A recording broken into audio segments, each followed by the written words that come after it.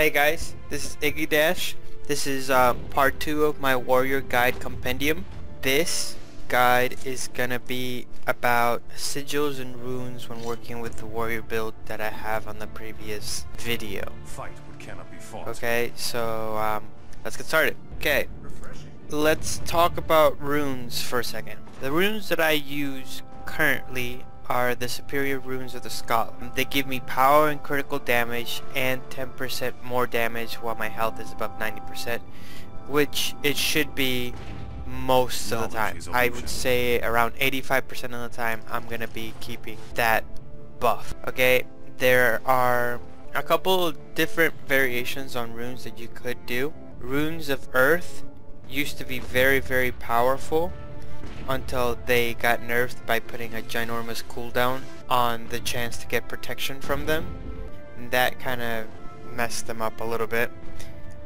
If you do want to go with some more defensive runes, the runes that I would suggest would be runes of the soldier.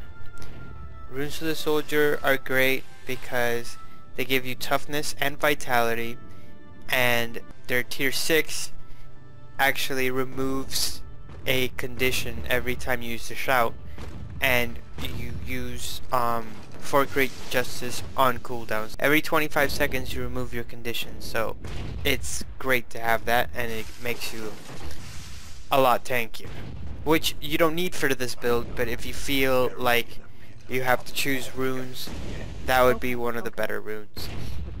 A lot of times it's great to combine different types of runes and not get the tier 6 bonus because it usually is not that great. But for this build in particular, the amount of power that I get from tier 5 and the tier 6 is actually decent. It works with our build. So you see that I'm stacking a lot of critical damage.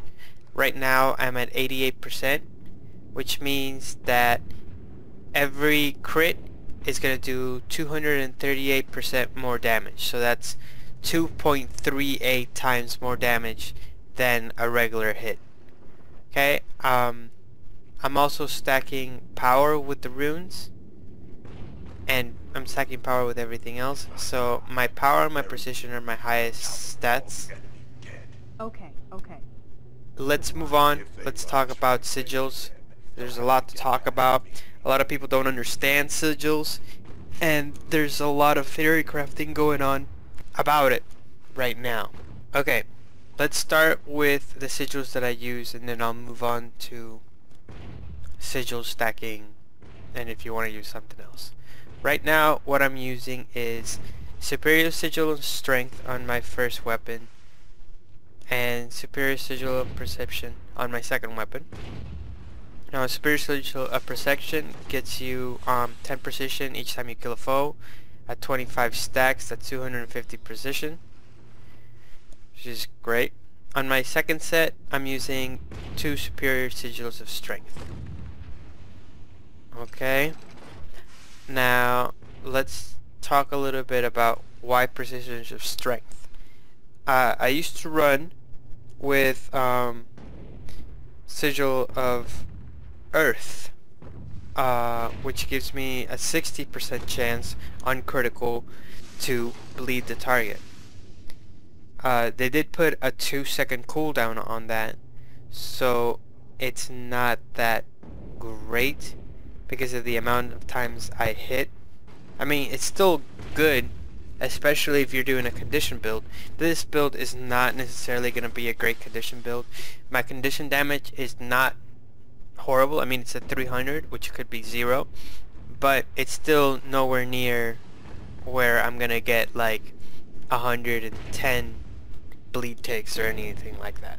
So I'd rather leave it up to other people in the group to apply the bleeds, because their bleeds are going to be stronger, and that way I won't interfere with their bleed stacking, so they can run full condition builds of their own. Stacking might is what these sigils are about, and it's also about maintaining your might stacks, because you keep getting might stacks and they stack in intensity, so you'll be stacking might for a while.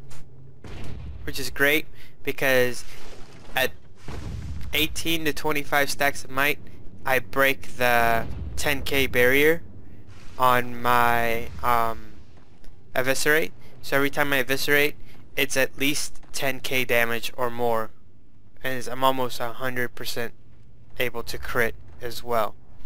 A lot of people don't understand what sigils are or how they work because they're very vaguely explained on what stacks, what doesn't stack.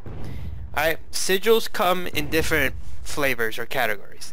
Alright, you have your permanent stat bonuses, your on-kill stacking effects, which are stuff like Sigil of Perception. Your condition durations, which increase the duration of condition. Your damage versus foe, which is very specified to a particular type of foe, so I wouldn't really use them unless you're only going to be fighting that foe. Go beyond one's experience. Your on-kill recharge, that's like your Sigil of Stamina, your Sigil of Restoration, Sigil of Speed. Whenever you kill a foe, you're healed, or your endurance is refilled, or you gain swiftness. They're good, but they're not great. There's better sigils out there. There's your charge per kills, which I almost never use because they don't stack well with Sigil of Perception. In fact, they don't stack at all. Then you have your on critical hits. Your on critical hit sigils are sigils like Sigil of Earth, Sigil of Strength, that you have a percentage chance on critical hit to proc. Okay? There's a few things that I need to go over first. They have internal cooldowns, and the internal cooldown for any sigil will stop any other sigil from going off. So it's almost never a good idea to use Sigil of Rage or any sigil with, honestly, 10 seconds is pushing it. So any sigil that has 10 seconds of cooldown will leave you without that sigil or any other sigil proccing for 10 seconds. So it makes it difficult to put different sigils on different weapons. And that includes your on weapon swap sigils. So if you're using Sigil of Intelligence, for example, and you're using say you're using Sigil of Rage. Sigil of Rage give you a 10% chance to gain quickness for 3 seconds on critical hit. Alright? And it's on a 45-second cooldown. Say you have it on your main weapon, your axe. Alright? And you proc it. You get quickness for 3 seconds, and then it goes on cooldown for 45 seconds. Then you're like, well, I'm gonna swap to my other axe, which has Sigil of Intelligence, which what it does is your next attack after swapping to that weapon, when in combat, it'll give you a 100% chance to crit. So you swap to it, and it doesn't work. It doesn't work because you're still on the 45-second cooldown for Sigil of Rage. So you're trying to stack sigils that have low cooldown if you're going to be using that. I don't really use on weapon swap sigils because it stops me from using on critical hit sigils, and this build is all about critical hit, and I want as many critical hit sigils proccing as fast as possible. Alright? So what sigils don't interfere with each other? What are great for putting on different weapons and stacking? Your permanent stat bonuses are pretty much guaranteed to not interfere with anything, so you can put them on your off hands, your main hands.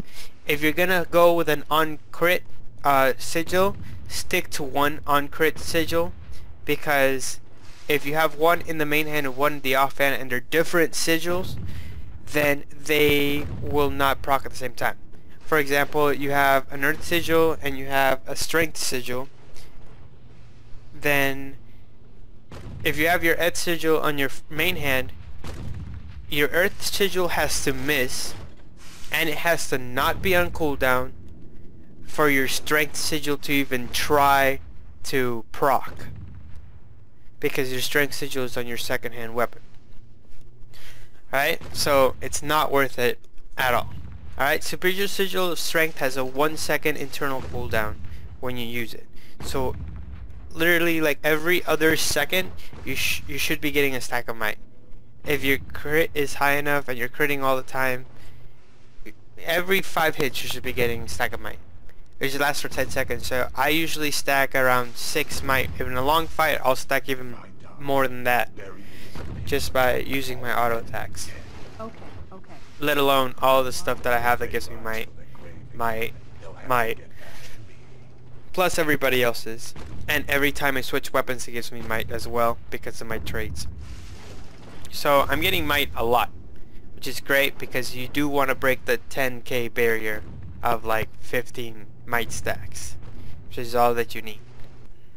What else is good to stack with each other? Your on-kill stacking effects are great. You should have 1 per weapons at all times. Those are one of your best sigils to have. Just put it in an offhand, main hand, doesn't matter. What's important is you have to kill the mob with the weapon out, call it your weapon out. So to get a stack of Sigil of Perception, I have to kill the mob while my axe is in my offhand. If I kill it while my mace is in my offhand, I won't get a stack. So I put it on my axe because when I'm killing multiple mobs, axe is a lot better because of whirling axe. So it stacks very quickly. But when you switch, your stacks are not going to go away. So you're going to be fine switching back and forth as soon as you get 25 stacks. And you can regain 25 stacks very quickly because you can just switch back and do more damage. And I mean, you're going to be switching on cooldown, which is set to a 5-second cooldown instead of like a 9-second cooldown, because you're a warrior and warriors are amazing. Okay, so you should always have a on-killing stacking effect sigil, and I usually use just on crit chance for this build, simply because we have a lot of crit and we don't want that to go to waste. If you're using a condition build, I would suggest getting maybe some permanent stat bonuses, maybe a sigil of earth just to get more bleeds, and definitely a sigil of agony. It stacks condition duration and it doesn't affect any other sigils, so that's a lot of condition duration that you're going to be going through, which is great. Okay, let's talk about what other sigils you can stack. If you really want to use on weapon swap, then you shouldn't use on crit at all, because on crits, little internal timer is gonna mess up your on weapon swap, and you're using on crit all the time, and you're sometimes gonna get your on weapon swap, sometimes you're not gonna get your on weapon swap sigil to proc. So it's important for you to not have it with your on crit sigils. Fight what cannot be fought. The only other sigil that I can think of that might not be great is Superior Sigil of Purity and Superior Sigil of Nullification, which is a 60% chance to remove a condition on critical and a 60% chance to remove a boon on critical. I mean, they sound great, like they have a 10-second cooldown, so I mean it's the same. It's great for removing conditions, at least you'd think, but they can proc even when you don't have a condition on you, and it's a 10-second cooldown on that. So literally you could have 10 seconds of condition damage going without anything proccing at all. Even if you have a 100% chance, you wouldn't have them because of the 10-second internal cooldown. And they can proc when you don't have a condition and go on cooldown all the time. So they're not as great as they seem on paper. That's my rant on sigils. Alright, stick with what I have, and I'll show you exactly why they're great. Okay?